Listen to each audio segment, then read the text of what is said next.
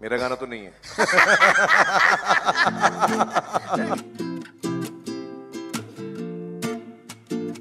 একসঙ্গে কি দেখা যাবে বলিউডের তিন খান শাহরুখ, সালমান ও আমিরকে?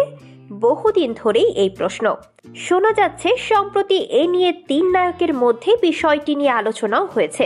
এক সাক্ষাৎকারে জানিয়েছেন আমির খান নিজেই। আমিরের কথায়, মাস 6 আগে শাহরুখ ও সালমানের সঙ্গে দেখা করেছিলাম, তখন আমরা এই বিষয় নিয়ে আলোচনা করেছিলাম। মিস্টার পারফেকশনিস্ট বলেন, তিনজনের একসঙ্গে অভিনয় করার কথা আমিই তুলে ধরেছিলাম। শাহরুখ ও সালমানকে বলি, আমরা তিনজন একসঙ্গে একটা ছবি না করলে খুব খারাপ হবে। ওরাও আমার সঙ্গে সহমত হয়েছিল। গত বছর পাঠান ছবিতে একসঙ্গে শাহরুখ ও সালমানকে দেখা যায়। সেখানে দুজনের একটি দৃশ্য দেখে নাকি হাসি পেয়েছিল আমিরের।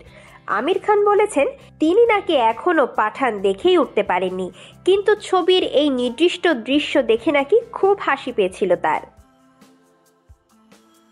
আমির বলেছিলেন, এই দৃশ্য দেখে আমার খুব মজা লেগেছিল। ছবিটা আমি দেখিনি, কিন্তু এই দৃশ্যটা দেখেছিলাম। শাহরুখ ও সালমানের কথা বলতে বলতে হাসিতে ফেটে পড়েন আমির।